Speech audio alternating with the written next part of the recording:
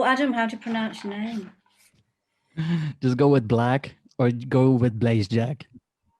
But we're live Blazejack. already, so doesn't matter anymore. Blazejack. So they all know now. Okay, so that's okay, because we just Phoebe, you had so much love. Oh yeah, your light's back on your face there. Hello everybody, in Flowing with the Spiritual Cafe. Really excited to be here today with my wonderful deep diver and friend Gene Key's human design and mate, hippie mate, Phoebe Salter. We are both in the world theme at the moment. To those Gene Keys followers, that means it's the Gene Key 14 to everybody, because everybody's included. That means we are in the energy of bounteousness, and we are bountiful here to have Adam Blazejack here. Nice. Yeah, to talk about magic, to talk about Gene Keys, algorithms of consciousness, and magic, and he will weave that into the conversation in a moment. But right now, let's just welcome everybody and take a moment to settle. And what I thought I would do today is read from the Enneagram, because the Enneagram influenced human design, and from there the Gene Keys, which is something that we study. And it's just, for me, such a beautiful invitation. So take 3 deep breaths. Breathe in and just let your breath flow out. Breathe in deeply. And let go. Just let go of any tension in your head, in your neck, in your shoulders, in your torso, in your hips, in your legs, and in your feet. And take a moment to feel your feet on Mother Earth, nourishing and nurturing Mother Earth, and those golden warm energies.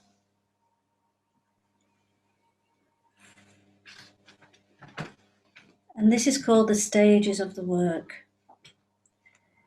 If we were really to observe ourselves, we would become aware of our tensions and habits.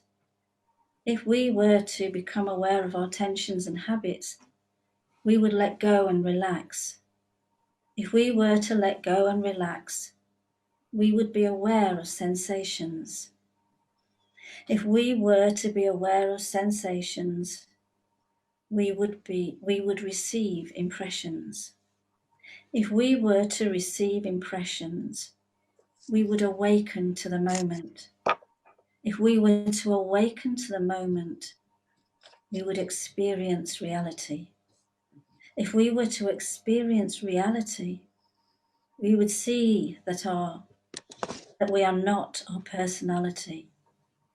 If we were to see that we are not our personality, we would remember ourselves.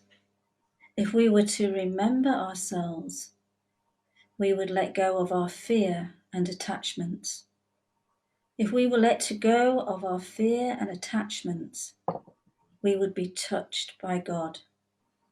If we were touched by God, we would seek union with God. If we were to seek union with God or love, we would will what God wills. If we were to will what God wills, we would be transformed. If we were transformed, the world would be transformed. If the world were transformed, all would return to God. And another word for God is love. So when you're ready, take another deep breath. Maybe have a little shake and come back to the room, come back to the cafe. So I just want to welcome you, Blazejack, and I just want to read something here before Phoebe introduces you. I want to say this, and it's a quote from your Facebook page, and this is what excited me about you. All right. It's going to be confrontational. He says, debates around ethics, oppression, religion, politics, and good conduct are usually projected onto others. and this is a conversation or on your Facebook page, and it's about a dialogue or some dialogues or interactions you have with your father, and how it can, it's always our family that sometimes are our best teachers and our biggest challenges. I can be so enlightened sometimes. I sort of think I am so peaceful, so calm. I really think I've got it. And then I go out there and I see my brother and, there's a trigger there, because we really know each other the best. And this is another, and so this is what you say as well. And it says IMHO. So I think that means, in my honest opinion, I'm not sure, but I've made it into, it's in my honest opinion, the way in which we're approaching and tackling truth has to radically change. And I believe it comes down to ownership of one's discomfort and emotional states. Yes. And then you put a little later on, you see, anything that we do in life happens to be a product of habits. These habits are formed out of decisions that we or others make and commit to. Brilliant. I loved it. And then the pearl for me, this is the pearl, my mistake, and I'm going to keep making it enough, is my lack of empathy, which results in the refusal of seeing the world through the eyes of my father, or say an opponent. It's okay to make mistakes. It's okay to think you're right. It's okay to have a fight. This is really deep for me, because I'm brought up to be the good girl, and I still, I fight with this. And then this is it. This is the gem. And then, Phoebe, I'm going to let you introduce this beautiful man. Here it says, but it's more okay to admit to mistakes. It's more okay to check if you're right. It's more okay to seek common ground. I resonate with that. Thank you. It's very nice to hear that there's somebody listening to these words. Usually they fall on deaf ears just because people are not that busy with this inner voyage towards the essence, right, of our soul. So it's very touching to hear you read those words. It's as if a new layer of meaning appears. Really nice. I was touched myself. Thank you. It's great to hear that the wisdom's coming through already, and we've barely even started. So I'm just going to describe what Adam's bio is, as we call it. Yeah, so not really a bio, but yeah, and I know that you were reluctant to kind of put a bio together, which is probably why you're here, so that everybody can hear it straight from you. So just a few sentences. So yeah, so you're a Gene Key 26. Is that in your sun? Is that your life's work, Adam? Yeah, that's my life's work. Fantastic. So you like to take on all shapes and personalities and energies as the situation requires. Yep. At heart, you're a magician, a psychonaut, a philosopher, and someone who loves going there where it's most uncomfortable. Drinking oppression for your morning coffee is your daily habit, by the sounds of it. Yep. And in the last 2 years of Gene Key contemplation and self-initiation into several esoteric frameworks, you're noticing a staggering and intuitive paradigm to be uncovered. Absolutely. And you're still getting to the bottom of things. So it's going to be a fun conversation. So you would like to look at the practical pillars of justice, it says here. So perhaps that's a good place to start, or maybe you've got a better idea. So the floor is open. I think it's perfect. So justice, right? I don't know who has remembered all the Gene Keys, but it's the 60th Gene Key, right? The city of the 60th Gene Key, which is it's divine limitation. Because it's a fact of life that human beings are fundamentally limited.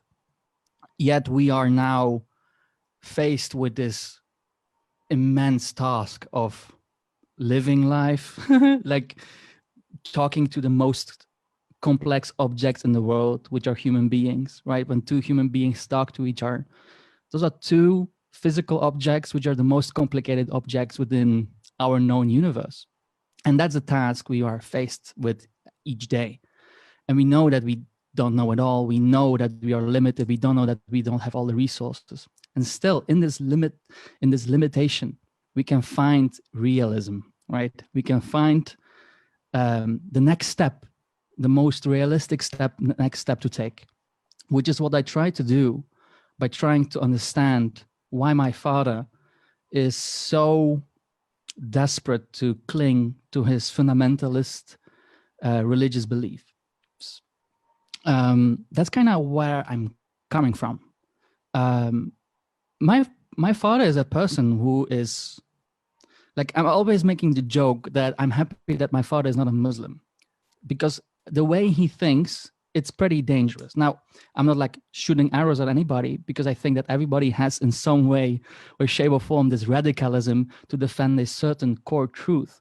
But I couldn't rather believe how my father can manage to get into this like amazing state of that he will only believe that which, for example, the Bible says, or the people that interpret the Bible. This led me into a big journey into the occult sciences, into the psychological sciences, right? Into the, success. There is a whole new thought movement of like trying to be successful by thinking, by thought. And I noticed that between those spheres of information and knowledge, there is a lot of like similarities, but also differences. Everybody believes in a God in the major religions, yet somehow they don't agree with each other. And then when they agree, they kind of don't talk about the details. They try to skip over the details to find common ground and to work together.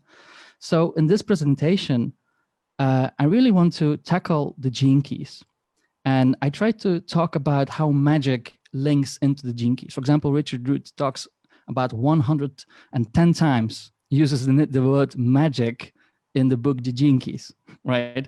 And we often probably read it either by doing a course or by reading the book itself.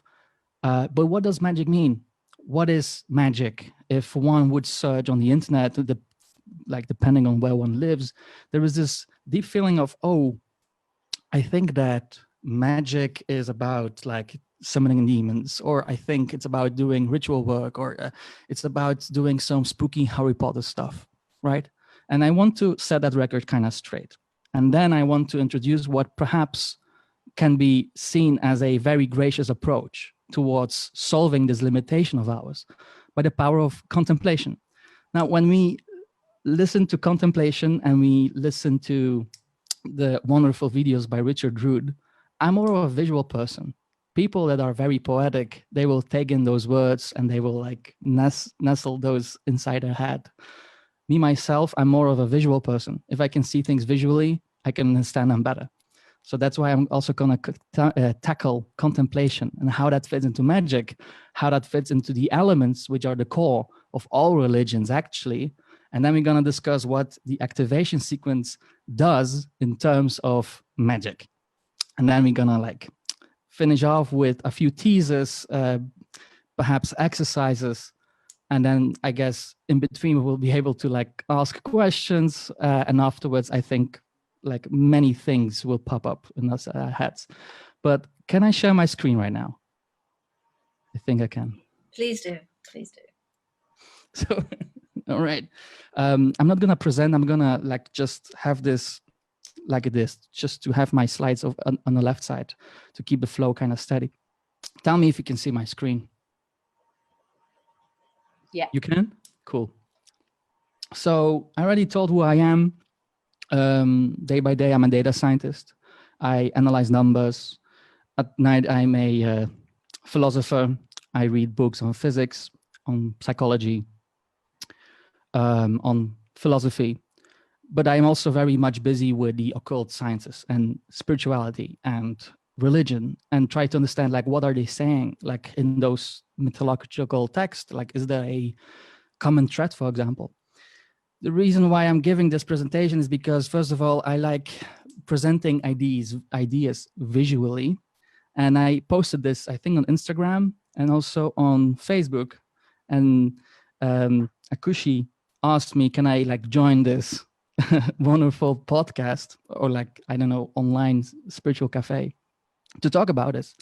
What we see here is the hologenetic profile. If you don't know what the hologenetic profile is, we're gonna dive into that a little bit later. What you should notice first is that we have here those like triangles, which are the alchemical symbols of the 4 elements. So we have upper triangle, fire, downward triangle, water, upper triangle with a cross through, which is air, and then at the bottom, earth.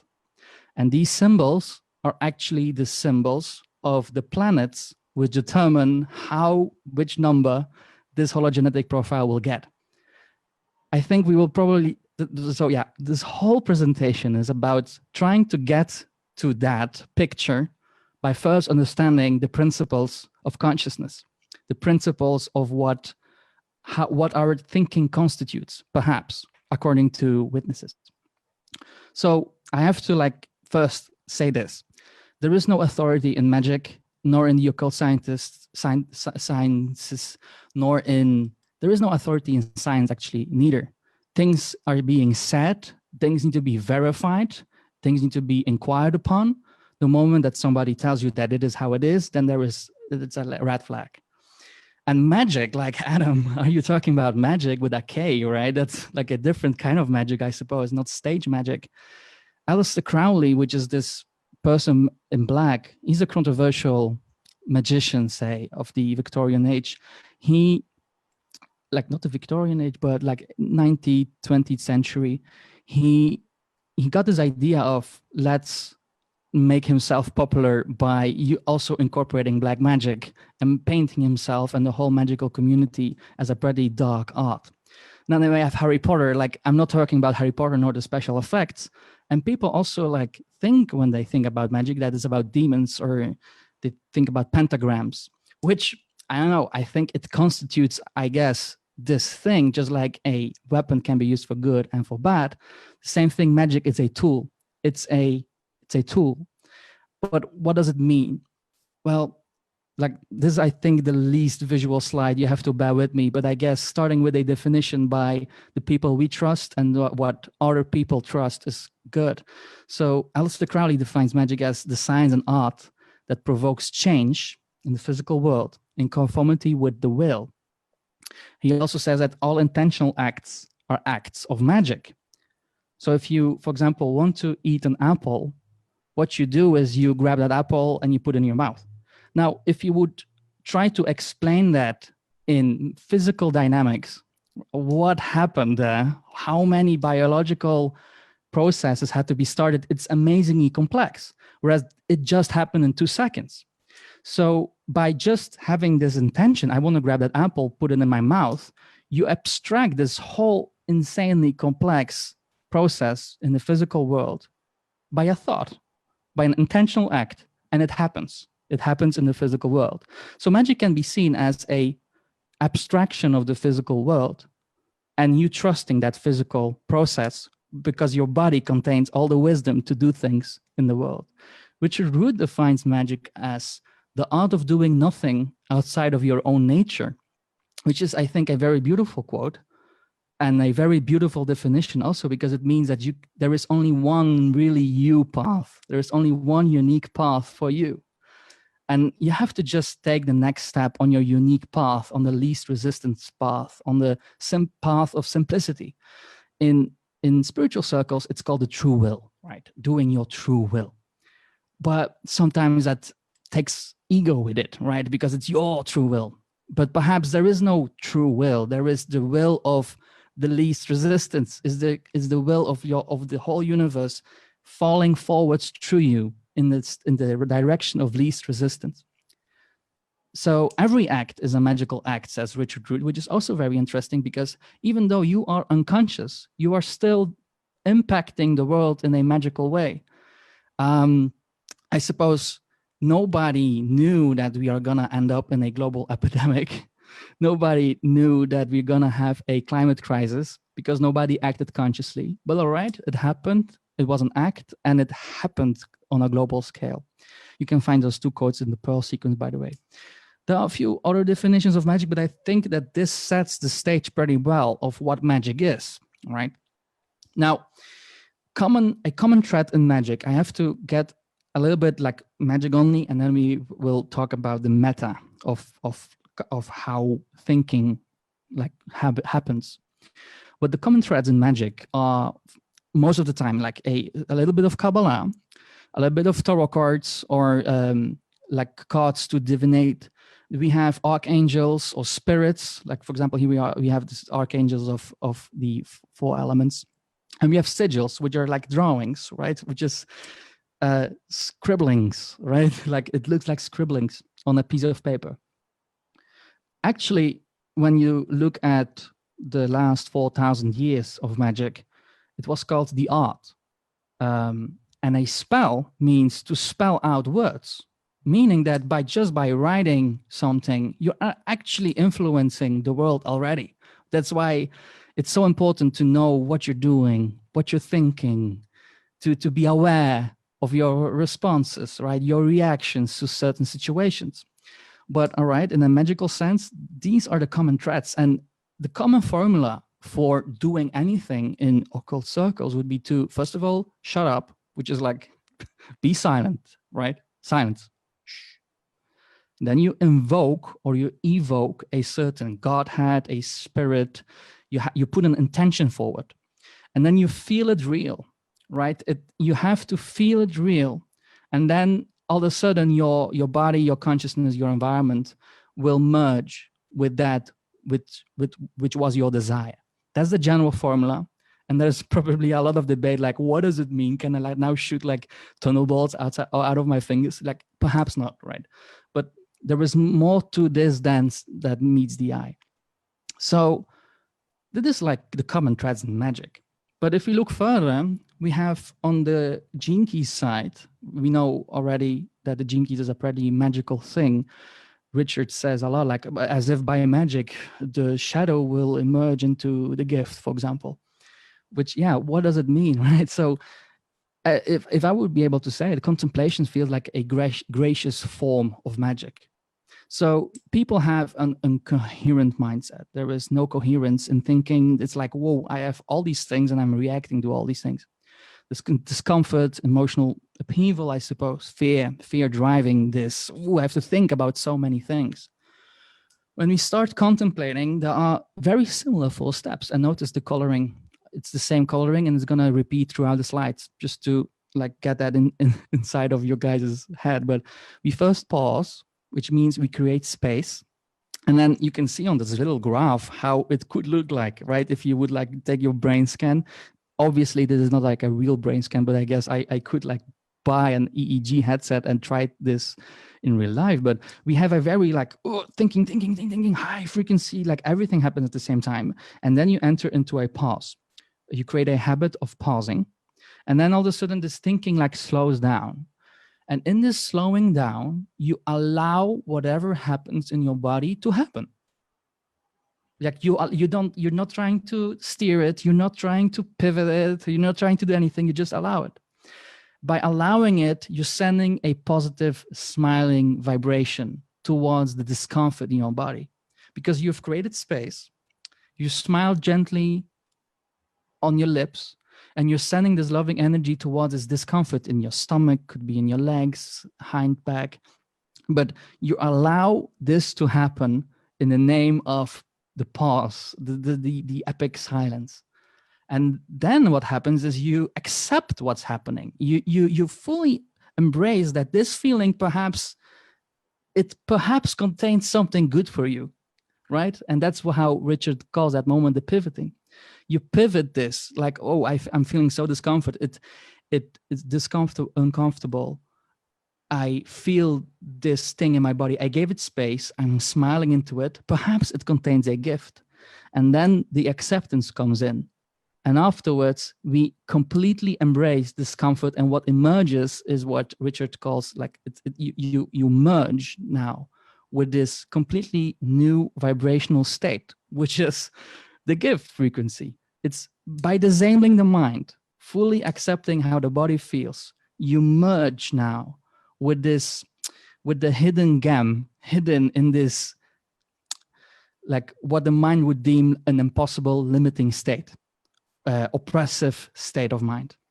By doing this often enough, because like I'm not like in Magick in general, what you would do is you would cast your demon outside of the circle. You would then draw pentagrams, invoke all the angels in the name of Yahweh, like kill the demon. Like you can do that, I suppose. But the gracious form of Magick would be to do this, to be calm and completely accept things, not forcing things. After a while, what will happen is you get into this harmonious mindset because you're pausing often enough. Instead of like a bee little flying in our heads, we get this left brain, right brain, left brain, right. Oh, sometimes a little bit more left brain. Oh, sometimes right brain. But there is also always this harmonious occurrence between like our brain parts. There is equanimity in that. There is full ownership of our emotional state. And that's the magic of contemplation. Now, already you can see that, all right, we have here pause, allow, accept, embrace. On the other slide, we have the general formula, which is silence, invoke, feel it real, and merge with the will. Those 4 colors, they obviously are talking about something bigger than what meets the eye. We are talking here about 4 elements, the waves and cycles of our existence. We have 4 seasons, and they happen to happen forever since we have ever been living on Earth. We have the heartbeat, which is a cycle. We have the breath work, which we do, like breathing, which is a cycle. How the Earth rotates about itself around the sun. We have the moon that rotates around us. We have all the planets that move around. Like everything seems to be a cycle. Even writing, notice that writing is about like moving to the left and then back to the beginning of the page. So there is a wave. And also when you're writing, it's like up, down, up, down, up, down.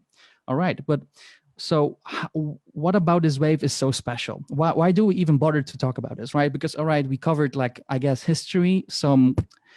We covered some symbolical attributions we can be made on the physical world and how we can tackle it. We talked about the method of the gene keys, which is contemplation. Like, I don't know if it will work.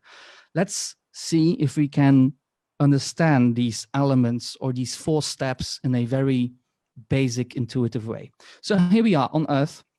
We are standing on Earth, literally like you are standing on top of the Earth. There is nobody that will tell you that you are on the side of the Earth, right? There is no up or down. There is no ultimate, this is up. But all right, you are standing on top of the Earth and we are there and we want to do something. So what do you want to do? So yeah, let's think about this. You want to do something, meaning that you have to think about it or something. You have to think, okay, so I have like option A, I can do option B, or perhaps I can do C, I can cook, I can like have this podcast right now, I can clean the room, I can do whatever, right? All these possibilities, they constitute the quality of air, you could say, because air fills the space, right? It fills the space, and every point in that space is a possibility which you can do.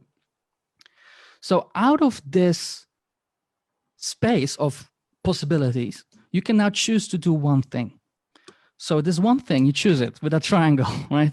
You choose to do this one thing, which is like, it's like fire, right? So you have all these things that you could do, but you choose to do one thing, which we denote with the symbol of, with the upward triangle. And what happens then is that after we made that choice in our head, apparently, right? Because we're not talking yet about the physical reality yet. We're talking about like some really lightweight things happening in our head, like possibilities and what do we want to do?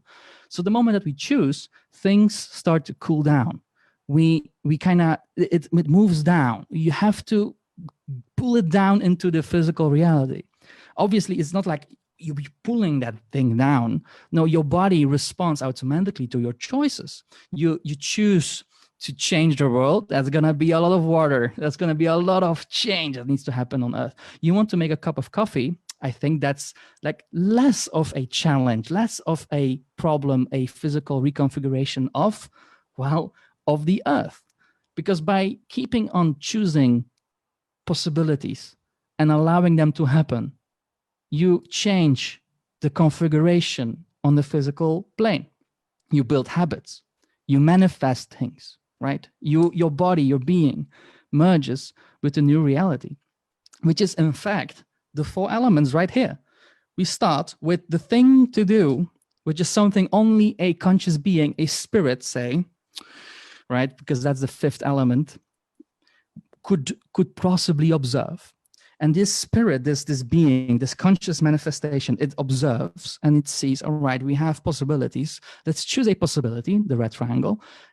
We're gonna accept this challenge, and by completely accepting this challenge, we're gonna change and we're gonna reconfigure the physical reality, which is not only, by the way, the physical reality outside of us, like our room, our world, our neighborhood, but also your own internal habits, your own internal thinking.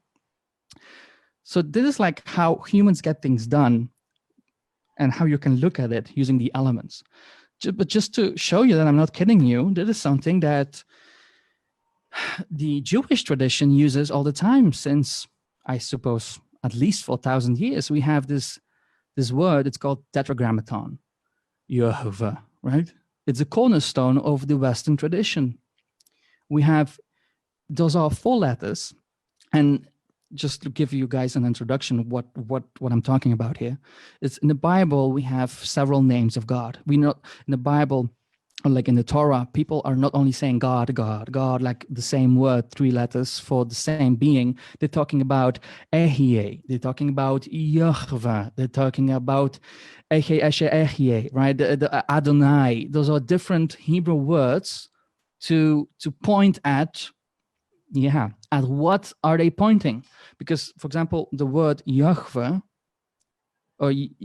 it's an unpronounceable word, first of all. It's in the Jewish tradition, this word, you cannot pronounce it. Why can't you pronounce it? Well, in the Hebrew language, it's very interesting. You can take letters apart and understand the meaning of each letter and then puzzle it together like a tarot spread, for example, an oracle spread, and understand the sequence of meaning that reveals itself. So Yud means hand. Hands gives humans the amazing possibility to do things because of our opposite thumb. Like cats would, like it's an internet joke that cats would take over the world if they would have a thumb, but they don't. That's why they kind of use us to do things for them, right? But also, what's also like very characteristic about hands, that you can't grab something at the other side of the room. You have to go there. So there is a limited range of possibilities, right? So you can only do so many things with your hands. Second letter, He, means window. So I could like give you a long version. Let's go with the short version. Window means a wall through which things bounce off, but when you have a window inside of it, wind can go through it. Window. It's a window. Not only wind, but also you can see things through it. So the first here means that there is a window in your mind. There is an eye in the mind. And you can see apparently through that thing, through the internal window. Then the third letter means Vav, which means nail. What do nails do? Nails bind or join 2 wooden planks together. And it requires a initial a force to bind those 2 planks together, and they stay binded together, like they stay together because of the nail. So the nail receives energy and then it holds the energy together. So, and then, we have a second hay, which is again a window, but which window is this? It's the window of the eye. It's the physical window. So the process is this: we do whatever is in your range of possibilities. Feel it, right? You feel with your hand. See what you want to do in your internal eye. Allow this to cool down. Accept the required work, and you will be able to see it through your physical eye. This is what perhaps you have to check it yourself. A reminder, what the Tetragrammaton might mean. It's a 4-step process, but those 4 things happen at the same time, because you have to understand that your possibilities are being informed by the physical results. Your previous physical results inform the next possibilities. The required work depends on on how big of a choice you make, how big of a task do you have passion for to do. And then again, like your passion, it's like it depends on the possibilities, and so it's like everything depends on everything, and that's like the typical quality of the elements, that all cycles depend on each other cycle, right? Every breath like needs the previous breath to also happen and to also go through an up and down motion. So this is the Western tradition, and occultist people use this all the time, and it's not usually not so clearly defined, or it's being kept secret in lodges, right? It's being kept secret in magical traditions for some reason, perhaps because it's kind of dangerous to understand this knowledge, because a lot of people live on Earth, on the physical plane, on the physical results, and they want to do something, but they don't believe that just by seeing things and doing things, they can do things on Earth. So people usually live from Earth, and they keep on getting this water over them, but they never saw all the possibility. They never think about all the possibilities about the air that they are in. So I guess it's a form of being able to keep your competition in check by not sharing the overarching process of physical manifestation, right? Because, for example, why is this word ineffable? Why can't you pronounce this word? You can't pronounce this word because this is a description of 4 processes happening at the same time. You cannot pronounce 4 letters at the same time. That's why they keep on ramming, right, the high priests, why this is ineffable. Not because it's like you're like not holy enough to pronounce it. It's because, in fact, you cannot pronounce it. Me giving you the sequence is a way to activate that in your mind, to make you think about how this might work. But then your unconscious mind takes this and it starts to generate all kinds of new lookouts on the world. On the other side of the world, we have the Eastern traditions, and we have Vedanta, Buddhism, we have Hindu, and there we have the Tattvas, which describe the same process. Now, because we have Phoebe in here, I'm not like, there is no Akasha in here, right? I'm not including Akasha because Akasha, it's the element that causes every element to go to the next. It's like the mixing agent. It's void, essentially, right? So it's like the agent where things can morph into another element. But here again, we have like 4 symbols. Like we have a ball, which is like a circle, and a circle can move. It's possible like everywhere. Like there are no corners there. Then, all right, we have like possibilities. Let's do one thing. That's fire. See, it's like it's an arrow up. But whenever there is like you filter your possibilities, there is this heat that's being generated, and that's why it's fire. But everything that expands, you choose to do something, it now also needs to come down. That's water. As you can see, it's like a cup. So it's like fire, poof, goes up, and water is like catching it into a small little bucket, for example. It's the drip down of your decisions into earthly manifestations. And like the 4th element here in the Eastern traditions, it means inertia. It's non-movability, right? Like if air is movability and possibility, earth will be bound to be less movable. Like, for example, buildings. Buildings are corners, right? They have corners. Habits, they are hard to change, which is exactly why Earth has this quality. All right. So I guess this already has primed your mind to the limits of what elements might constitute and what they might mean. Let's now go gently back into the gene keys and the hologenetic profile and how we can like find these elements in there. So if you look at the hologenetic profile, which you can get from the genekeys.com website, you type in your birthday, your location of birth, and then you get numbers filled into such a diagram. And the outer spheres, they are the most important ones, and we're going to get there why. But we have our life's work, we have a sphere of evolution, we have a sphere of radiance, we have a sphere of purpose. Now, life's work, I guess that name makes sense, right? Okay, this is what I'm going to do. But the word evolution, I think many people like don't really get what that means.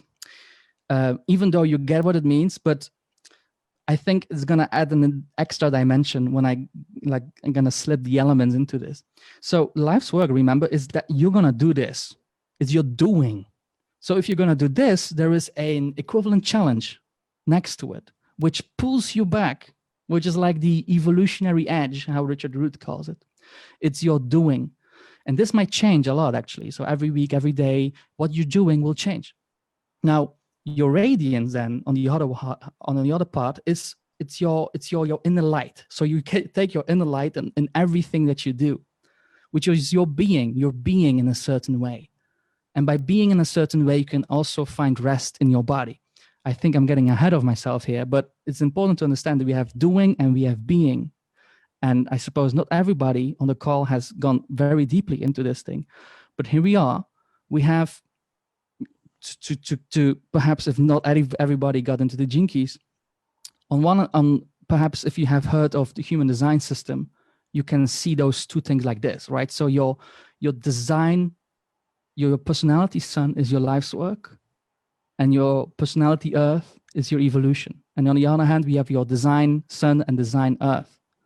So when I started to think about this, it made sense. Like, okay, so if 2% of what we think we are, if that corresponds to only 2% of what we constitute, that perhaps it means that indeed life's work is fire, and the evolution is air, is water.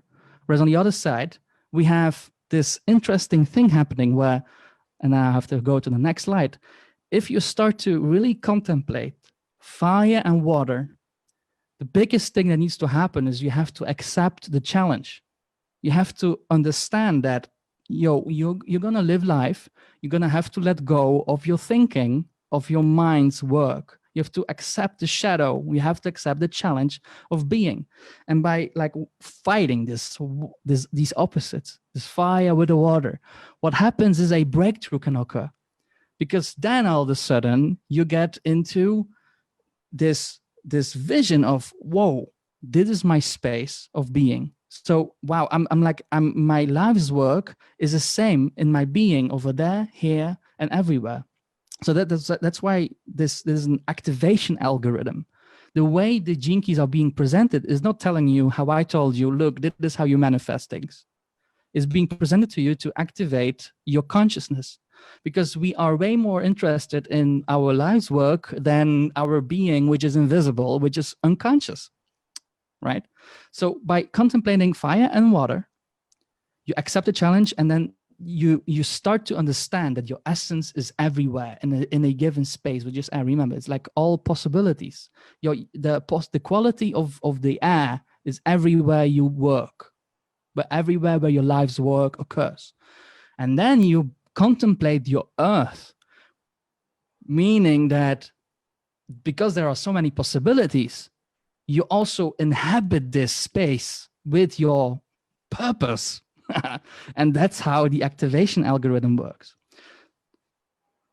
By content, sorry. Can I just come in there then and just yes, let's go. Clarify something.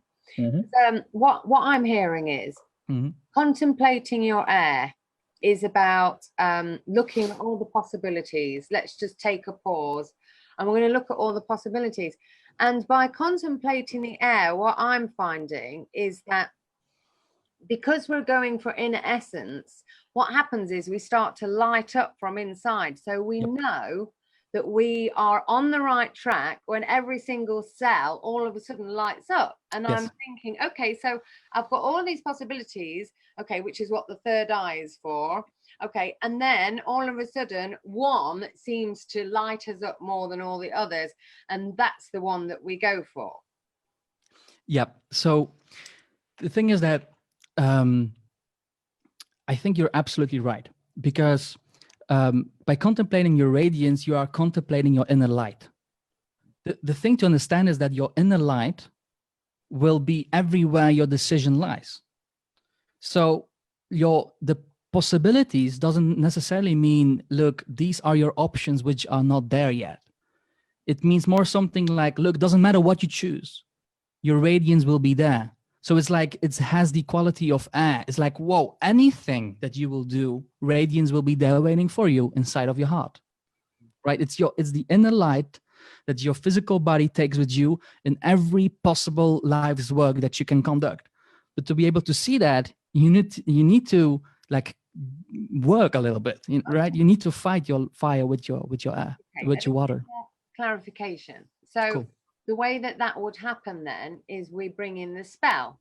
So if we start to use the pen or the pencil to write down what it looks like, like maybe visually, maybe what it sounds like, kinesthetically, what it feels like, whatever our primary operandus is through our senses, and then getting the wording right as well, so that we can be more exact. And I think that's probably what I was driving to, is that we know what we want, but we have to get this, it's like we have to get the sequence of the words right. So, because this is a practice that I actually do. I do actually write stuff down.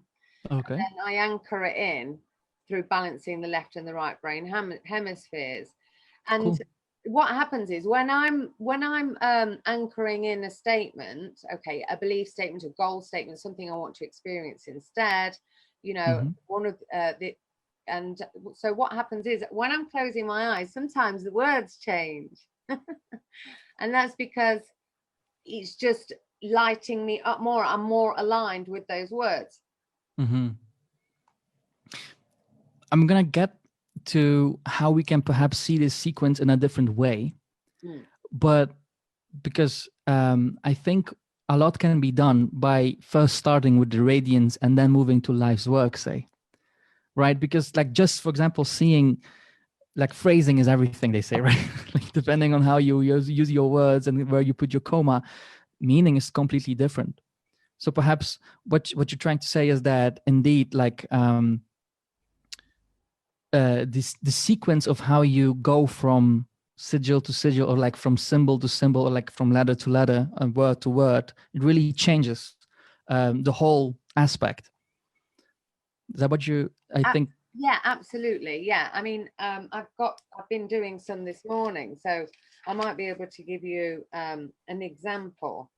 So something was a little bit too complex, actually, like for my subconscious to handle. I was like kind of jumping ahead of myself. So here we go. I think it was this one. Right. So I'd written down, I aspire to co-create and expand the potential. I live in Park Farm, the potential of Park Farm. That's my home. And it just wasn't happening for me. My subconscious mind didn't know how to deal with it. It needed clarity. Okay. So then I tried, I am ready to co-create and expand into the potential of Park Farm. And that worked. Yeah. Interesting.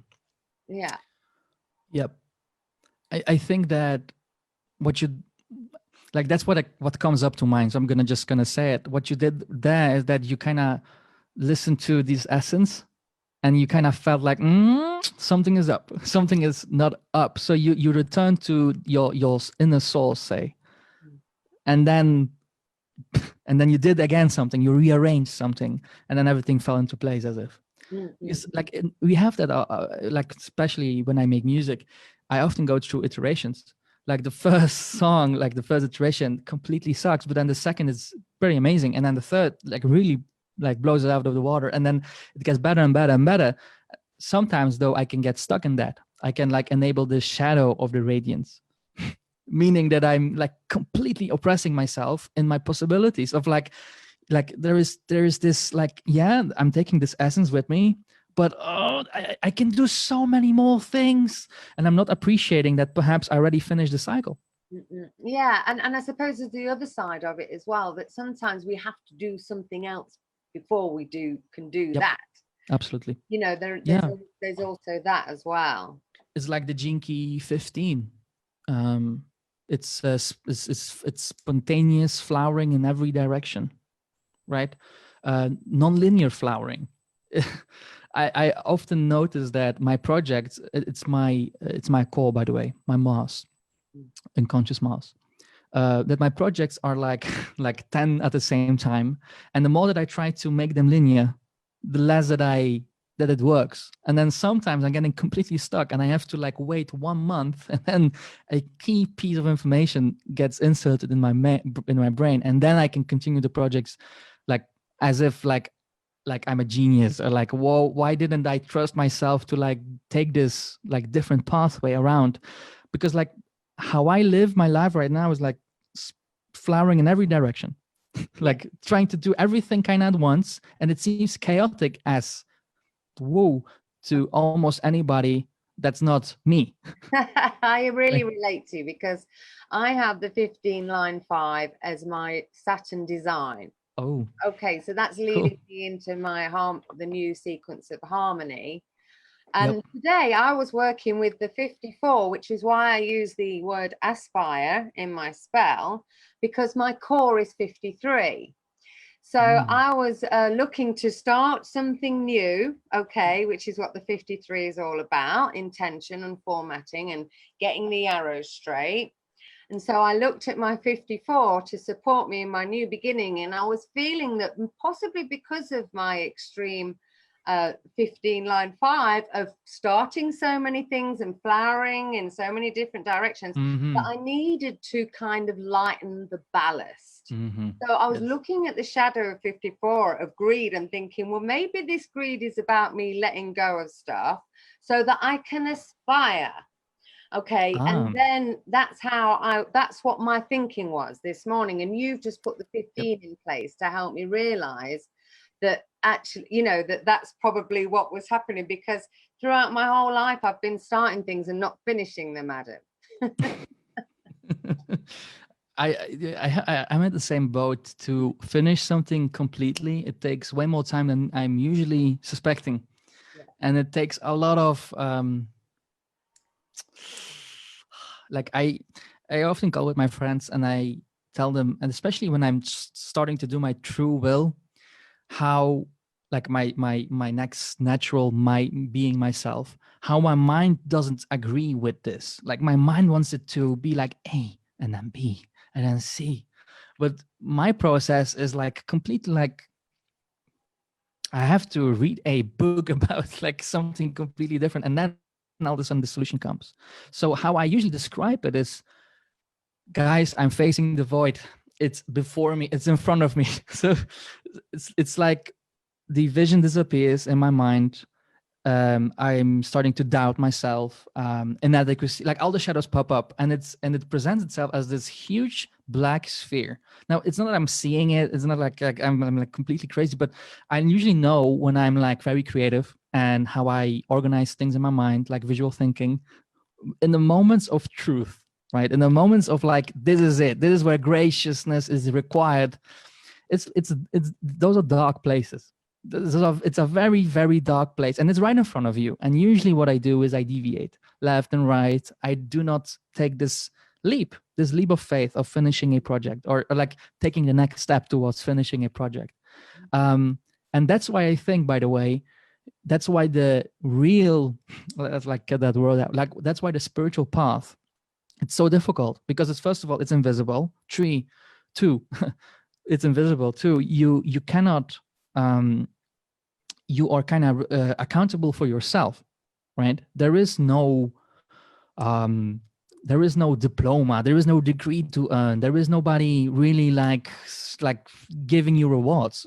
It's just like you taking the step. Yeah, I'm gonna pat myself on my back, and then take the next step, and then the next step, and the holy mountain will be there until the end of our lives. And then I don't know if anybody is into incarnation, but in the next incarnation, like everybody is on this holy mountain. And the funny thing is, it's very easy to climb this holy mountain.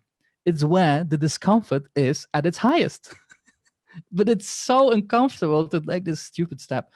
And I think that's why I completely agree with Richard that our planet is like humanity. Most of humanity is doomed, because they will prefer to kill somebody or to fight with somebody outside of themselves than to like really like completely shut the fuck up and really start to listening. Like, why am I feeling this? Like, how little people are willing to take this step. Not a lot. Like I know that that's not a lot of the case, and many people that even like say things on Facebook, they do that because they needed themselves to hear it, right? To create like spiritual memes and spiritual one-liners. It's because they want to tell themselves, but they're not doing it. So they kind of like, do you agree with this? Can go with me on the spiritual path? But the spiritual path is very lonely, and I don't know why it is. Love is essential. To cooperate with people on this planet is essential, but there is this requirement of being completely at ease with loneliness, to be completely fine with feeling as a physical body and not as a accumulation of memories, of attachments, and accumulation of emotional expectations when being with somebody else. And I think so, yeah. Everything's temporary. I think, you know, is absolutely really helpful for people that are feeling lonely right now, for sure. And it's a yin place, isn't it? You know, and it kind of, you know, and you have the 48 there, and of course the EQ is the 48 too, and that is the path of realization to love. And you know, people getting acquainted with the all oneness or the aloneness is really important to enable ourselves to sit with the discomfort, which is what you described in your bio, you know, that you're willing to sit with this oppression. And I find that the 48 is, I find that the people that are in my life with the 48 are into occult, like because it's representing the dark, you know, the dark matter, the stuff that we don't know yet, the unknown. Yes. And we have to be able to sit with that. Yep. And that is the 48. And then you have the programming partner of the 21, which is the shaman, really, you know, of the gene keys, which is showing us how to be in authority of ourselves, so that we're willing to take the risks because we know our aura, and we you know, we know what we're stepping into, and that only comes through the programming partner of the 48. Yes. And of course the next gene key from the 21 is the 51, which is what we're all here for, and that initiation, you know. So I kind of, because I have the 21 line 6, so I'm on the rooftop looking at the 51, and Nakusi's got 51 line 1 in her core. So, you know, we have a lot in common, Nakusi and I do have. That's and interesting. Probably you could can I this is absolutely amazing. Can I just initiate using my 51 and say that I know some of the listeners are eager for us to go through, and then maybe we could have some questions and some more juicy conversation towards the end, because I'm fascinated with all of this. Thank you, Phoebe and Adam, for going diving deep there, and helping us to understand more. Just to bring you both in, maybe we could just carry on with the slides. Yeah, let's do that. And keep focused. Being precise here, using my 62-1. Well done, Nakusi. That's very thanks for that. Let's see. Like I drew this yesterday, and I think somebody else also said it in the Gene Keys community group, the global one. But by contemplating your primary gifts, you're planting poles in, like in your consciousness of like, this is my life's work, that is my purpose, that is my challenge, right? My evolution, my radiance. And by doing that, you are creating compartments in your unconscious mind, to which experiences in the future will automatically book, like small little balls will like get like categorized in these categories. And this will, in the end, harmonize your thinking. And contemplation, and certainly like deep contemplation, plants a deep, big pole. And by having these 4 poles there, which is like the 4 directions, the 4 seasons, or the 4 whatever you want, they span a tent. Like they span out a playing field into which the rest of your life can play out, because this is like your home space then, right? You are defining your being as the perception of 4, like at least 4 possible categorizations, which are completely different from each other. And these are like like going to the previous slide, these are the 4: life's work, evolution, radiance, purpose. Or like if you are more into the occult without the jinkies, the 4 elements, because that's the next slide, the equivalent of the same thing that we do in the jinkies by contemplating the primary gifts. For example, the equivalence of that in magical practices is the lesser banishing ritual of the pentagram. It's like I have a small drawing there. I don't know if it's visible. I can perhaps like make this a little bit bigger, but the lesser banishing ritual of the pentagram is the first ritual that you get, whatever you do in the occult. If you are a witch, if you are a magician, if you are entering some large, like, doesn't matter, any ritual work actually, even though you're, for example, not into Western traditions, but you also always invoke the elemental forces, right? The elemental forces of the 4 directions. In the lesser banishing ritual of the pentagram, by doing that daily, you associate every direction with an archangel, with the smell of the angel, with the smell of the seasons, with the feeling of the seasons, with the colors. You add as much emotion to every quarter as you can, and by doing that every day, consistently, you create this. You are programming these elements into your unconscious mind. The same way what we do when we contemplate. There are these poles that are being planted, and then automatically your unconscious mind will categorize whatever experience comes your way into one of these 4 elements.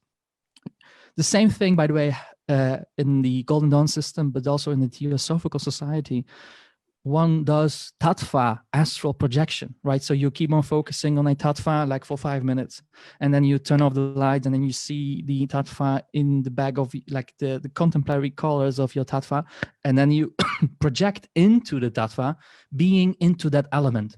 And you have to understand, by looking 5 minutes at a circle, it will bring out different feelings than looking 5 minutes at a moon or like at square.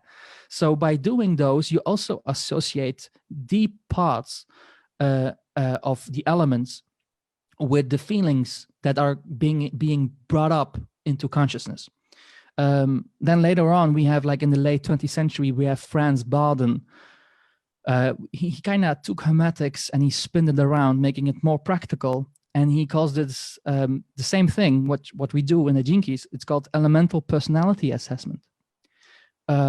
Which is, you for 2 months, you write down every good or bad thing about your personality for 2 months, like anything that comes up, like your short temper, like your over agreeableness, your whatever, whatever comes up, whatever your personality might define you, you write it down.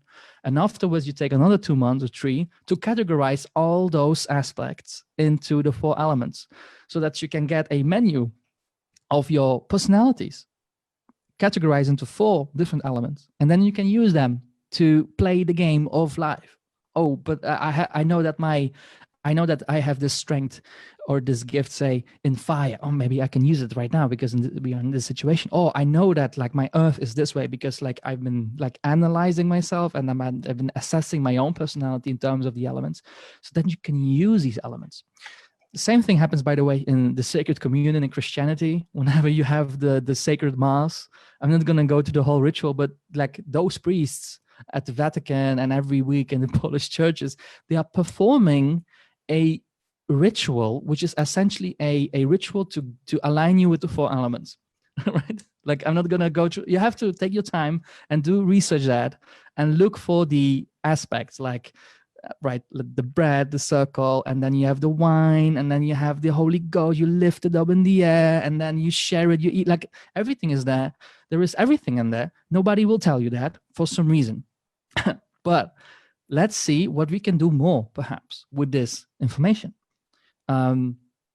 We have here the, I don't know if anybody of the viewers has been in the deep dive into Genius, but there in the end, we learned that there are hidden pathways between life's work and radiance, which is called the pathway of magic. And on the other side, we have the hidden pathway of meaning. So this is very, very interesting, because it's so interesting that if we now go through these elements in the sequence that I first presented it to you, which is like possibilities, decision, cool down, right? Going through the work and then manifesting, we get here these 4 steps. So using your radiance to see all your possibilities or options for your next step. So for example, for me, practically speaking, my radiance would be transmutation. Anything that I can do possibly, it's about improving a state which may oppress me, my loved ones, or anybody. Like for example, I'm working in data science. Like having incorrect data and incorrect reporting or incorrect like predictability of what happens right now, it's oppressive. Like a lot of money is being lost by not knowing what's happening. So, and just for me, by like, all right, so now we have to fix a data report. Like you have to understand, like we're talking about a lot of data and it's very tedious work. I could choose to be oppressed, or I can understand that, look, all my possibilities ever are gonna cause me to transmute my situation. So that's where my radiance comes in as my first step. Second step, my life's work to choose one thing. Right. So I can like solve this using methods from Guy X. I can solve this by, I don't know, because I went to a special course, or I can do it my own life's work way, which in my case would be artful. I like to document my code very well. I like to make my code very robust. I like to make I like to think like ahead even. And most people like don't even understand what I'm doing, not because of what I'm doing is difficult, but because usually, I like the way like it kind of it attaches to how I was being brought up and my hobbies in my childhood. But I always was the person that fixed things and fixed them in a way that everybody thought was a very weird solution, but it always worked in time. So even though there were like too little time, it worked. Too little resources, it worked. I didn't have like the best equipment. I didn't have the best possibilities or like partners, say. I always tried to make it work anyway. So that's like my life's work. Then, all right, that's my fire. So by going now to my evolution, I can now accept, all right, so if I'm gonna solve this problem without having a perfect team, without having perfect time, perfect resources, I can accept this challenge. So it's like a bucket of water, right? It's like I always tell is like, oh, I'm gonna solve this that way. All right, so we have to now bucket of water, like it's a water element, right? So it's a challenge, and fully owning it. And then if I'm gonna fully trust this path, I will find meaningful resolve every step of the way, which is the pathway of meaning. And perhaps like, and that's kind of what I think after activating your sequence, this is how your brain operates in those hidden pathways, because your mind doesn't bother if it's called a breakthrough, challenge, or core stability. As Richard Root calls it himself. It's just a structure to spin you up, and after you are gone, you spin up, the structure falls away. So this whole thing, like any text, any spiritual path, it's about pointing towards the moon, but you realize that you are in this aquarium, which is called the universe, and look, like there is a real moon, but so many people mistake the finger for the moon, and they start to like get gritty about like the teaching, the meditation technique, the meaning, what he said, the teacher, the community, whatever, right? That's why it's a tough path, like the real path, say. Below, baby, I like used 4 times, use. Just as a reminder, because we're kind of 1 hour later, use means in the Western tradition, silence.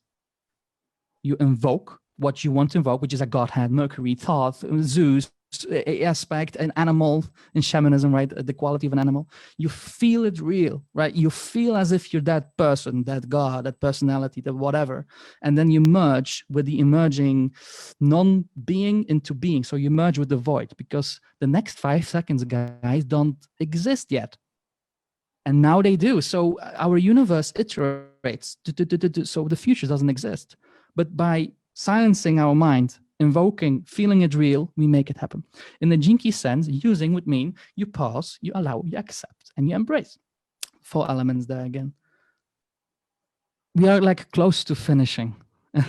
I think that's good, but we only covered right now the outer spheres, but there are like way more spheres present in the middle of it, with the moon, like Venus, Mars. Jupiter. From my analysis, and obviously this is like just, I'm like trying to get the Kabbalah understanding very intuitive, like the same that I got these elements intuitive. I think you can get the Kabbalah also pretty intuitive without using like the pillar of severity, the pillar of mercy, and like the triad of supernal triad. Like these are all fancy names and they require a lot of contemplation to get into those. But I think if you could explain those in very simple terms, like the whole Kabbalah tree can be summarized in a different way. But the activation sequence would be the pathway which connects your Tiphareth center, which is the center of the sun, with Malkuth, and then enables the 4 elements of Malkuth. The Venus sequence is the rise up on that tree through the moon into Venus, and then activating Mars, right? So you activate that part of the tree. The Pearl sequence is Mars, Jupiter, Sun. So you're activating the middle triangle, right? The first triangle, which is like copying the at the top above. And then I think, because I don't know how it will look like, but the upcoming harmony sequence of the gene keys will probably be talking about the supernal triad, which is the upper tree, Sephiroth, and how they interrelate and correlate with the sun, Jupiter, and Mars, and the pathways in between those. So that's kind of my intuitive prediction, how that will maybe look like. But I think that's already, just by seeing that, it's pretty interesting. But then again, because we have been talking about the 4 elements, but then I hear you, or I hear myself say, but look, we're working with the hexagrams, right? We're not working with the elements, we're working with hexagrams. Well, if you read the first gene key, Richard Root talks about bigrams, and that everything is created of bigrams, which are 2 lines.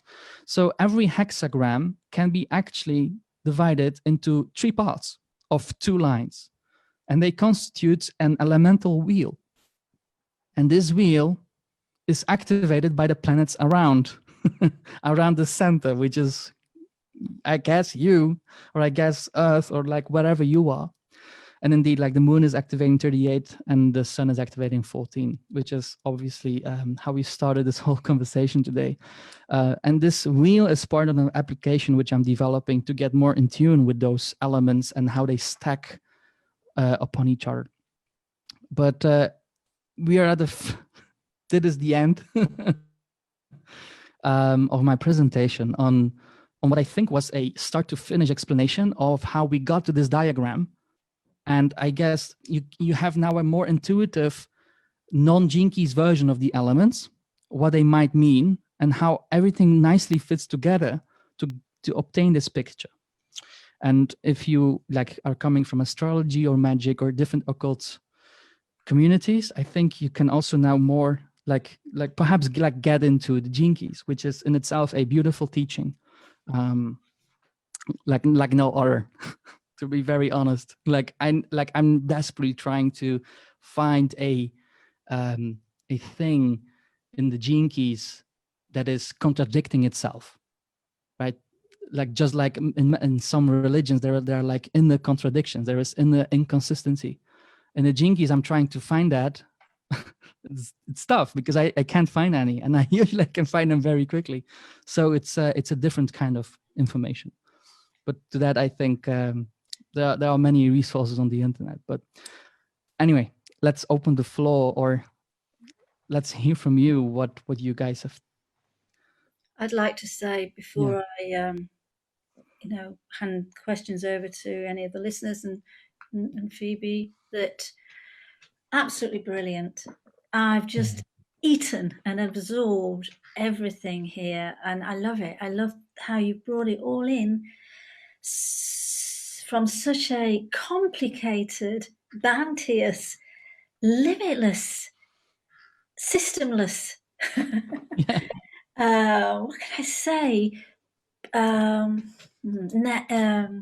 web into a very bite-sized and digestible brilliant conversation here. Love it.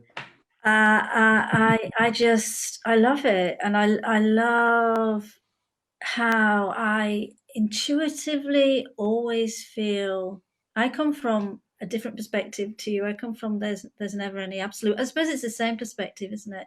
Coming from that impeccable intellect, precise gene key sphere. So I'm always, and like yourself. So I can find a loophole. I like to find a loophole. It seems to be a family thing, and then I just get so overwhelmed with the fact that there is no absolute, and when I drop into just letting go and surrendering, there's like an absolute in it.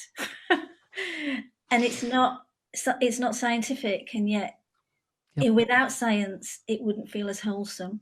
And so that's just my input there. I wrote lots of notes, and yet, you know, I was brought up Catholic. I was brought up Christian Catholic. Same here. And I for some, and I loved it. You know, I loved it, but I didn't like the books. I don't like any. You know, I'm a rebel. I've always been a rebel, and I've always had this drive to take myself to a limit, to an almost point where I just have to surrender, and then something always comes in, and then eventually I found the angels. And I'm still at these points where I take myself to the limit, and I have to surrender, and something comes in, and until I don't. And what I was to say with this is, I'm so glad you brought in the sacred communion, because I feel the bread and the wine, and you know, the body of Christ being the earth element. You know, the wine for me is the water, is the blood, is the DNA. You know, is the light codes in there, is the, you know, the bread is the nutrition, is the nourishment, and what else did you say in there? You see, I can never remember. There's just so much to remember. So in all of that, not remembering and remembering, I'm going to just share with you some of the comments on here from people. There is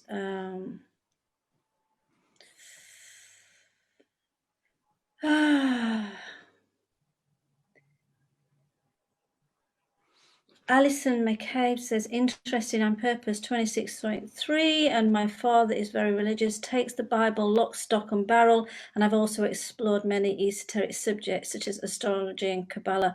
How do you see this related to 26?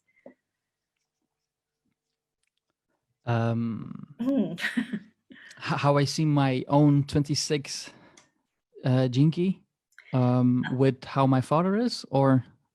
The question is just that Alison is a purpose 26.3, and her father is religious. She's explored astrology. How do you see this related to the 26? So I suppose maybe she's asking how. I think it'll do with the study, won't it? Knowing Alison. Okay, Phoebe. Say again. I said, I bet it'll be to do with the study, knowing Alison. So she's relating to Adam through the parent thing, but she'll be wanting to know about the 26, how you've come about your knowledge and through the study of the esoteric existentialism. Thank you. Right. Thank you, Phoebe. Let's try to, I think that's a very nice rephrasing of the question. It's also a very good question, because it's also right on time, because me, myself, I'm a 26.1 in my life's work, and I have a tree in my purpose, a line tree. So there will be like some similarities there, but let's see. The essential thing to understand about the 26th gene key is that it's about finding loopholes and shortcuts. Like, okay, I'm kind of repeating what Richard says, but let's try again. The 26th gene key is about seeing things that nobody else sees. People can be completely convinced of an argument, of a way of viewing the world, of conducting business, of believing things, or like being in a certain habit. And you will like, and like 10,000 people would do that. And you will come in as a sore thumb, and you will like see the glaring, obvious hole in the being. Like, whoa, like why nobody sees this big hole in the floor? Like I can see this big floor, like Can you see it? And everybody will be like, no, I don't see it. And you will, on one hand, you will feel prideful that you can kind of see that thing. But on the other hand, you have to understand that you have to learn to communicate that whole without you taking credit for it. Because in the end, your purpose will be about pointing out, the purpose will be about pointing out the invisible pathways of solving problems, of improving a situation, of doing things with limited time, limited resources. But if you're gonna say it in a way that's kind of dominating, like, oh, nobody knows how to do this, right? No, blah, blah, blah. Like I'm so better than, like, nobody will get that. You have to phrase your ideas in such a way that people will have the feeling that the idea has come from them. And then the next day, 2 days later, they will come to you, oh, I have an amazing idea, we should solve it like that. And you will and then the pride will kick in. You will try to say, no, I said it 2 days ago. In those moments, you should completely embrace your purpose and understand that this is divine pride, so that only you know what you did. Let other people think that they came up with the idea. No, you did it and you know it. That's the 26th gene key together with the 45th. And that's why it's a magical gene key, because to be able to say something so that other people will act without you even like coming into the mind that you did that, that's the invisible work. That's like that's the magician's work, essentially. That's like using words to not dominate, but to shine light to the four corners of the universe by doing something that increases the vibration that helps people. That's kind of the essence. It helps people. So I think that's my take on the 26th. That's how I think that's the essence that I really learned in the last few months. It seems that every week I'm like, whoa, I'm like such a newbie in my gene keys. Like I'm learning so many more things every week. So me too. That's magic. You know, I can relate to that. I have 31.6 in my core wound. And of course it's arrogance, humility, and arrogance, leadership, and humility. I've spent my whole life, and I'm still trying to get that particular, that exact thing that you're saying, that, you know, how do I balance my self-sovereignty, myself, not compromise myself, and be able to ask the right questions so that I don't come across as arrogant when I'm wanting to be a leader and help people to, and I'm still practicing. And every now and again, when I'm in, depending on where I am in my activation, where I am in my radiance, has an effect on that core wound, always in how I perceive it, or I'm able to just allow, embrace, accept, allow, accept, and embrace. Pause, allow, accept, and embrace. And it's the pausing that I'm really, really practicing now. So it's powerful. The 26 is a powerful message for all of us, because in that, you know, in allowing the divine, what is it he said, but the magic, the divine to come through. So it's the divine recognition rather than wanting the outside to recognize.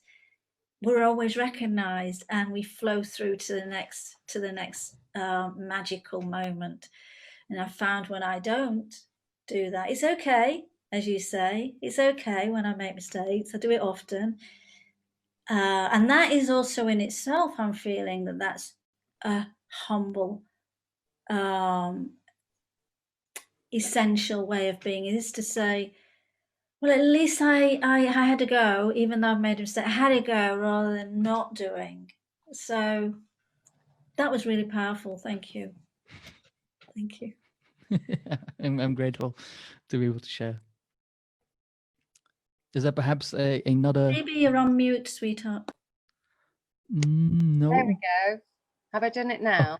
Phoebe, yeah. That's really brilliant that you were able to kind of, because I was chomping at the bit to get in there. It's really interesting, you know, that Akusi got in there, which because I was on mute, and we do this all the time because we're both contagions, Adam. But what I wanted to say, which I think really leads on nicely from what Akusi is saying, is that the 26 is preceded by the 5. So the 5, line 5, is about joy. So if we've actually conceived of an idea through the line 5 because of our patience, we've conceived the idea, we've already had the joy, and then we move into the line 6 and then into the 26.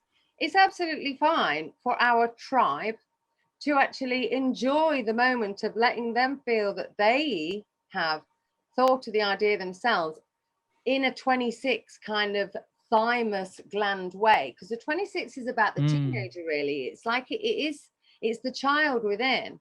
So you've got to allow everybody to have that child within experience. You know, and we've already had the joy of actually receiving the idea. So I really love how you explain the 26. That really works for me because I have it in my North Node design. And I've also got the 5 as well because of in my personality. So, and of course that 5 comes, you know, it's, I love to work with the transits of the gene keys and see how gene keys are set up by the gene key before, and the programming partners, you know, and that's the art that we're doing here. And of course the 5 is opposed by the 35. So we conceived of the idea through adventuring with our consciousness, and that's how it came through. The programming partner of the miracle, the ring of miracles. So, and then it jumps into the 26. I kind of love that. So, yeah, I just wanted pretty to amazing. share my notions. Yeah, I think that's very good to allow somebody to feel like a child. That's the key. Because the 26 also has this feeling of, do you get the joke? No? Here, let me throw some shit at, do you get the joke now? Like, and that's kind of the joker, the sacred trickster aspect of the 26th. And I must always laugh, really, like somebody comes up with an idea, which I already have been talking to him, like telling somebody for months. And then he, like one day, she or he comes up and it's like, oh, I have an amazing idea. And then there is so much joy in the eyes of that person that he has an amazing idea, or that she or he are gonna do something amazing, really. And it's like a child really pops up into the soul of that person. So it's like exactly what you said. I never caught this from the human design system, that this 26 is indeed a tribal gateway. Well, we were talking about it, Bella and Ashley, in the community over at Bridging the Gap. And the 26 is actually ruling the thymus, which is actually a real primary gland that was used before the third eye to gain clarity. So the reason why it's given up and it stops producing the growth hormone is because we've gone into left brain thinking. So as soon as we get past teenage years, we go into left brain thinking, it shuts down the thymus, because in order for clarity to come through, we have to have the right brain being served by the left. So the thymus is now being inspired again. The 26 is really coming alive through communities like ours. And we can also obviously kind of tap away there as well and make sure that that comes, comes through for our health and our clarity. Yeah. Cool. Interesting. Very nice. Yeah. Okay. Are there more questions? Or I was just going to say, Adam, we've got about 5-10 minutes time left, but we're not sort of, stressed about anything like that. So I've got Linda Heinemann says, she says, allow the constant change is the difficult thing to do. Have you got any thoughts on that? Yep. Yes, I have. Like it's the way that, like, it's like she speaks to me, because like that's exactly how I feel too. I find that I try to feel comfortable by not changing my environment, by not changing my roles, like especially with the line tree, right? I think that's the pinpoint here. It feels as if the moment that I start to change, there's gonna be a change which I'm not familiar with, that I'm losing something, that I'm being stripped of some kind of security, some kind of identity. The only thing that has worked so far is to notice that feeling happens every time, through every situation ever. And that's how my perception. You have to like take that in, and then you have to make your own version of it. But if it's making music, if it's drawing, if it's walking, if it's like doing amazing work, doing very simple work, if it's an amazing project, a crazy difficult meeting, or a simple, it doesn't matter what I'm gonna do, I always have this same kind of fear inside that pops up whenever there is change on the horizon. By noticing that, by learning that, whoa, okay, so this is, you have to understand that this is an indicator to deepen your presence in your body. If you're gonna stay here, like you're gonna just like rumble with that thing, and it's gonna happen anyway. And then like after the change, it's gonna be, whoa, why did I resist this change? Why didn't I want to do something else? And then you're gonna like think about it again. Whereas what should have been done is, the change is gonna happen. I feel this anxiety coming up of, whoa, like I'm not even sure what I'm gonna become, right? Because that's the line 3 in the purpose, is about your purpose of becoming something that you have not been there, like, because you're living a unique life, a unique, like, your configuration on this planet. It's a unique location, a unique background, a unique culture, a unique information diet and like food diet. It's a unique amount of like books that you read, a unique parents. Everything is unique about you. Like let's forget how unique your body is by you living your life till now. And then like upon that, you now are conscious of this change, because everybody is changing all the time. But with a line 3 in your purpose, you your body feels, oh, I'm going to iterate, I'm going to get into this new zone of being and existence. Those are indicators to deepen your presence in your body, to like I'm feeling this. That's the moment that you can deepen your purpose. It's never going to go away. The quicker you're going to accept this, the bigger the payoff will be, right? Because if you're going to accept it in 1 year, then the return on investment will start. If you're going to start today, like practicing contemplation, the return on the investment is like compound interest. It will get better and better and better, and you will get better at accepting this feeling, and you will be able to take more change on.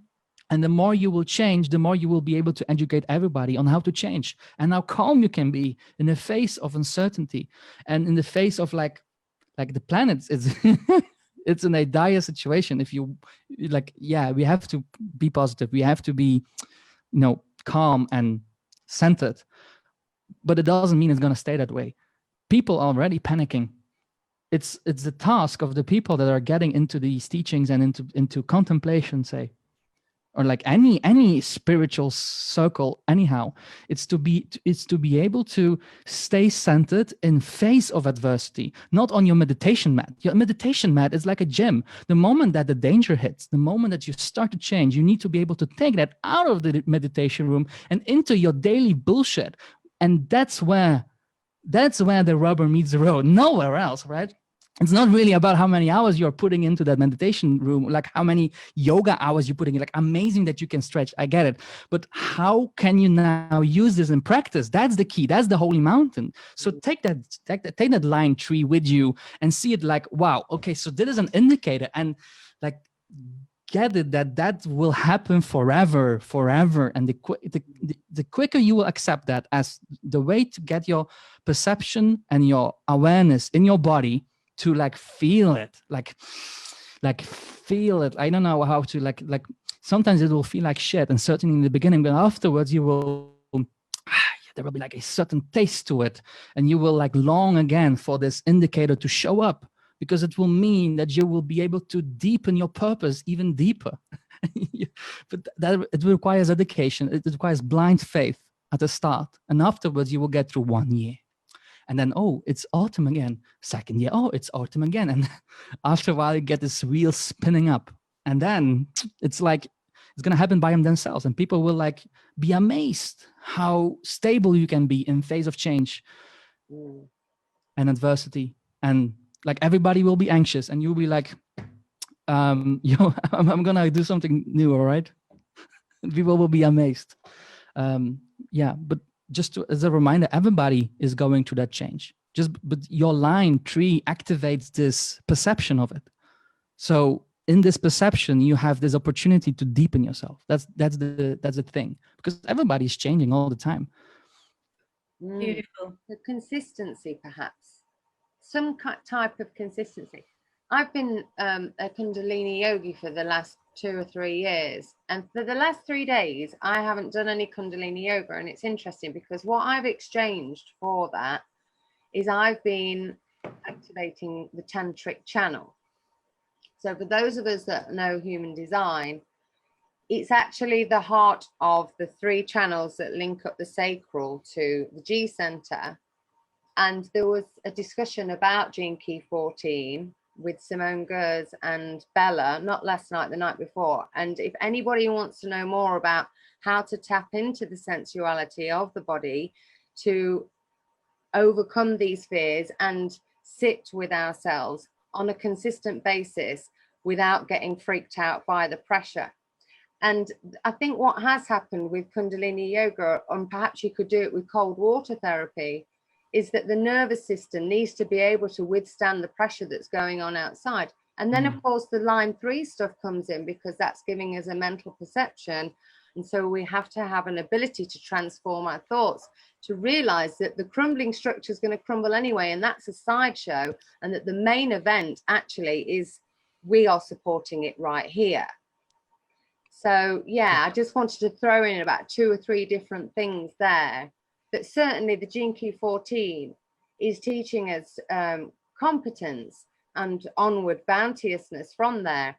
And the way that I've been tapping into my Gene Key 14, line 3, which is today, for the last 3 days, is I've been saying to myself, what would love do? And before I came up with this mantra, which is not me, it's Richard Rudd's, I would perhaps like be separating myself from not moving into something new, and then I might go and sit on my mat and do my work, which we've already discussed today, going through the 0 point. But actually, I've had this little shortcut. I haven't had to do any Kundalini yoga. I've just been asking myself simply, what would love do? And then I've been tapping on the pubis bone and singing a mantra in my head or out loud if I feel like it. I am bountiful, I am beautiful, I am blissful. And then echoing it through the thymus. And so this was something that was shown to me, and it's working. And I haven't had to do any Kundalini yoga at all, which is normally I would do, because you create something out of nothing with Kundalini yoga. You're pushing the life force energy through your spine. But what I'm trying to do, because I'm quite an etheric being, I've got a lot of 3s, is I need to ground it. So I've been sticking my tail into the ground, so to speak, which is what the tantric channel will inspire.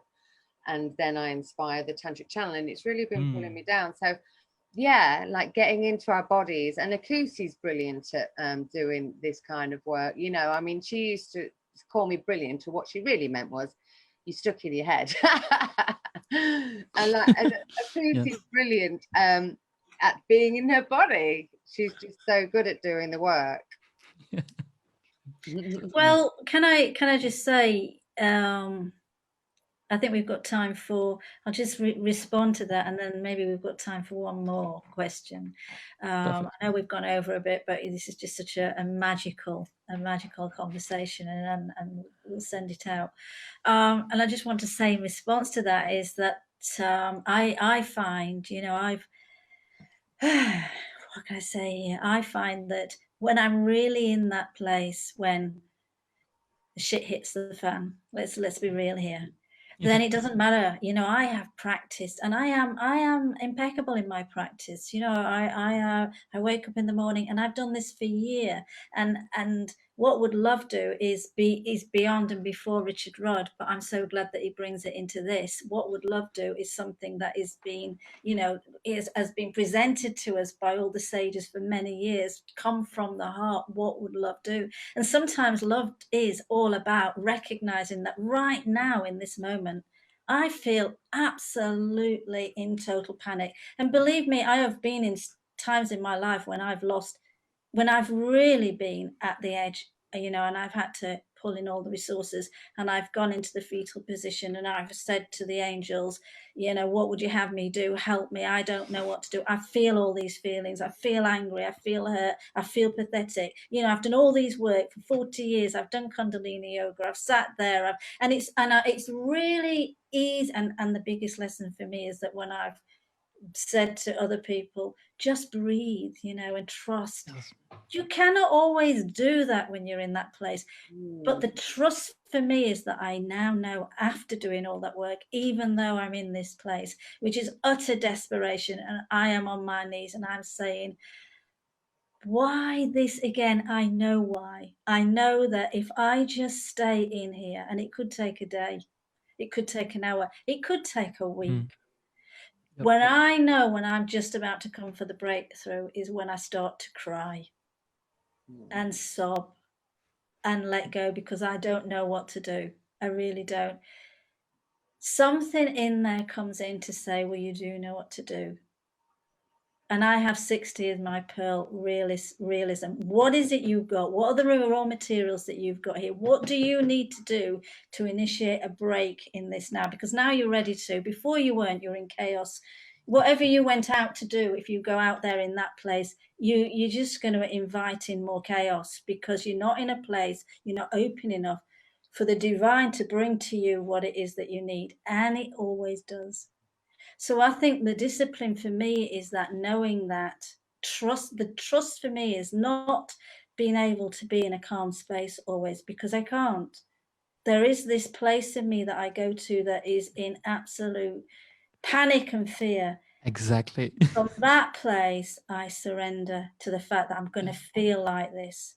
Yes. And I have to come away from all my practice, because the practice has brought me to the top of the mountain. And it's when I'm at the top of the mountain, you know, the Kundalini has brought me to the top of the mountain. The mantras have brought me to the top of the mountain. The dancing has brought me to the top of the mountain. Jinkies have brought me to the top of the mountain. Richard Rudd, Human Design, Wayne Dyer back in the day, Louise, that brought me to the top of the mountain. Now I've got to jump, and that's when I panic, because if I jump, am I going to be caught? And I always am. That's my message. I always am. So thank you for that, Phoebe. I'm going through one of those moments now. You know, I'm going through a change again, and it's like, but I'm a 51 in my SQ. So for the people who want to hear the language in that, in my SQ, it means that it's the pathway from agitation. So I'm going to go into agitation. It's the heart of the matter. It's in my SQ. Agitation, and then from agitation to initiation. And the initiation is the going. I used to think, oh, I've got to do something, initiate something. But actually, initiation for me, and it's taken me right until now to realize I've been getting it right. I always think that I'm getting it wrong when something happens, and yet I'm getting it right. When I go into this place of absolute, I meet the devil, I go into hell, I'm doing it right. And for all those people out there, you're doing it right. There is no right or wrong, but this is right.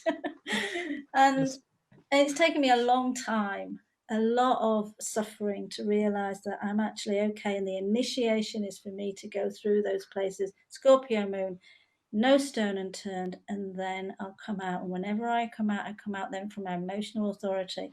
And I've spent my life coming out or going in too soon and coming across as wishy-washy, and I'm here now coming out from my emotional authority. And I have to thank Phoebe for this. You know, she's helped me. along the Beautiful. way. We've helped each other. So I went on a bit too much. I was passionate with that, Adam. Absolutely not. You sound wonderful, QC, and all the listeners will be really pleased to hear it, because I'm sensing that with this moon in 38, you know, that the perseverance for us to express how we work through our struggles is what's needed today. Thank you. So Adam, I just want to ask you, there's Lizara, I think she may be new to the cafe. I hope she comes in again and more people do. Zara. She says, Lizara. Oh, you know, Lizara. Yep. Lizara. She says, actually, I'm wondering if I'm out of sequence. There's a clue to teaching us or showing us how we best absorb information. I often suffer from just flat out brain fog and feeling like my brain isn't moving or absorbing anything. Mm-hmm. Brilliant.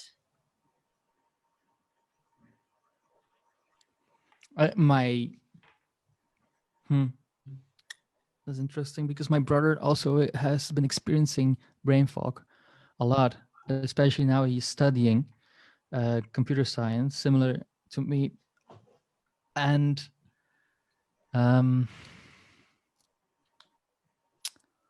look, sometimes we need help from, like, that's kind of what comes up. So I'm going to say it. I think that sometimes we need help from others to help us through, to act as a mirror of what's happening inside of you, to know why this brain fog is coming up. But you also need to understand that there are basics, right? So are you having enough sleep? Are you eating enough, like healthy enough? Are you drinking enough? If all those things are covered, and you are having, I guess, friends that you are talking with in these difficult times, then you can perhaps like go deeper into that. But to experience brain fog usually means that there is something that you try to escape from. My brother experienced brain fog from studying something that he didn't trust he could study. So he looked at a page with descriptions of things, and he was like, oh, like the letters started to move, and then he went to this blank space in his mind.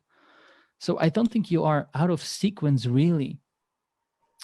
There needs to be a trust. Like, I think that's perhaps a deeper, like, I cannot like really answer it, to be honest, because we need more context to that. Like, in what situations is this brain fog coming up? That will reveal a lot. Like, you're probably not like brain fogging when you are doing something that you kind of like and you're not thinking about it. But the moment that you start to distrust something, then the brain fog starts to spin up. And it could be that it could be that you're feeling that in all kinds of situations, because you have been focusing on that very worrisome. Like in every, like, for example, you go on a walk to clear your mind, but you keep on thinking about things that are worrying you, which might bring you back into that state of, I don't know what to do. Like I cannot think anymore. But just as a reminder, perhaps that state is reminding you that you should perhaps stop thinking and start feeling how this brain fog feels. Like, let it be. Let this brain fog be for a while. Like, take a journal and try to, like, for a week or two, to note down how your body responds when you just like, okay, brain fog is there. Okay, 5 minutes, 10 minutes. Like, how does it feel? Like, try to describe it to yourself, because in the end, you are in the driving seat of your own perception. You can go to a psychologist and he will do the same thing as you would do with yourself. The only thing that happens is that you project your trust onto this person. And this person tells you a story, and you like trust, like, oh yeah, so what I'm feeling right now, it's normal.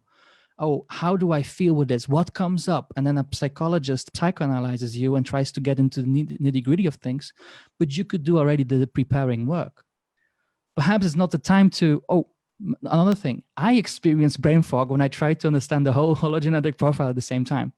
Like the first 5 months, because like I usually I can understand a problem very quickly, but getting into the gene keys, I was like, okay, so this sphere, this gene key, the shadow, and I tried to remember everything in my mind, and then I was lost. I was like, oh, my life is so useless. Like, I can't do anything. And then I went into these states of, I'm so like, of feelings of wordlessness, and like how can this simple thing, because Richard calls this simple, be so difficult? perhaps you're trying to take 5 steps at the same time. Remember, a ladder can only be climbed 1 step at a time.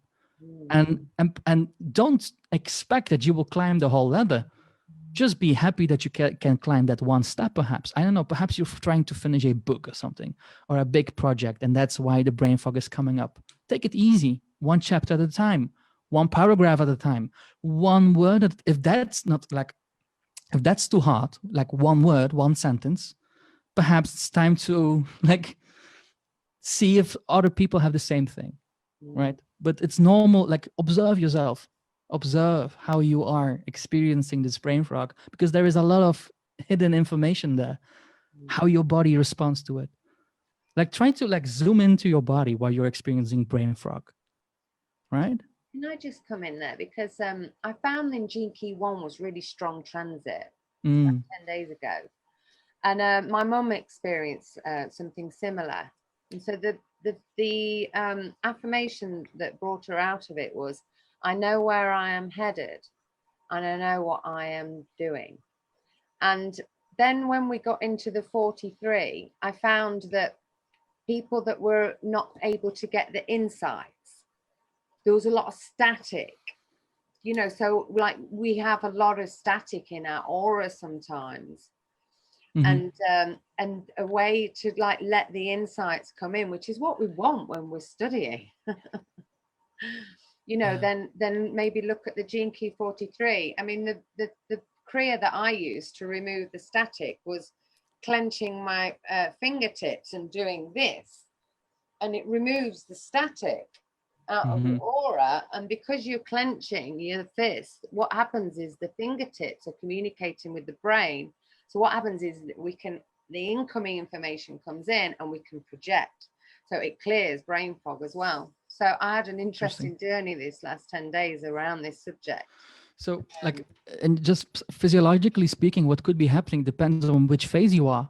But it could be that like this brain fog that you're getting is just like the ocean, like it's the global warming in your brain. Like it's like your brain is like, and it's flooding everything, so that in 2 months you will be able to like look at the whole world in a very clean way. Like everybody experiences enlightenment and the path towards understanding himself in a different way. It could be that this brain fog is just an effect of you making the step of looking at an issue, and the way that it's like cleaning itself is this: I can see anything, I can think anything. Could be, right? Like just giving suggestions. Brilliant, Adam. Lizara says, too much at once resonates, and thank you for answering. Cool. So this has been, I could talk to you all day, and I'm sure Phoebe could, but we've run out of time. In fact, we ran out of time about 20 minutes ago, but hey, you know, we're in the limitless time here. So is there anything you'd like? There's one thing I'd like to say, and that is when I post the video onto Facebook, although we've been live, and then I'll post it onto Facebook. In the details, I'd like to put a link in for your Facebook page, because I'd like people to go there and also be able to hear your music on Spotify. Is it Spotify? Spotify, yep, which is absolutely amazing. I'm going to listen to it more, thank you. dance to it more. So if you could send me the link, I'll add it to the details. And also, it would be really lovely if you popped into the cafe in the messages. I'll send you to the link to the post today, to the podcast today. If you could just, you know, just respond to the messages, just say hi, whatever, later on today or tomorrow, that would be wonderful too. I'd like to say thank you to Phoebe, and I'm going to, you know, say thank you to the listeners. We're deeply, deeply grateful that you've joined us today. I'm deeply grateful, Adam. I'd like you, Thank you for having me. If there's anything else you want to say, either of you, please take the moment to say it now. And then afterwards, I wonder if you just say a blessing, Phoebe, when Adam's finished sharing, just to see us out. That be okay? Yes. Thank you. Yeah. Trust your discomforts, trust your fears, trust in life, And I think the biggest takeaway for me is that what would love do? I think that's a very good thing to have in mind, to take the next step. Because many people will distrust, they will have their own doubts. And it's important to take accountability of what's your business and what's somebody else's business. And then still ask the question, what would love do? And I think with that, I hope that my presentation or whatever, my sharing stirred something deeper in you guys. And thank you, Akushi, for having me. Thank you, Phoebe, for insights, also having me. And yeah, over to you, Phoebe. A joy. Yeah, it's been an absolute joy, and thanks to all the listeners for all the amazing questions, and for tuning in. So yeah, the blessing is, you know, from the practical standpoint of the Gene Key 14, you know, we're here on this earth to bring heaven to earth. So let's all keep up, persevere in our struggles through the cosmic communion of coming to places like this, and just make sure that we keep connecting so that we can raise our wings up and keep inviting heaven to earth. Thank you.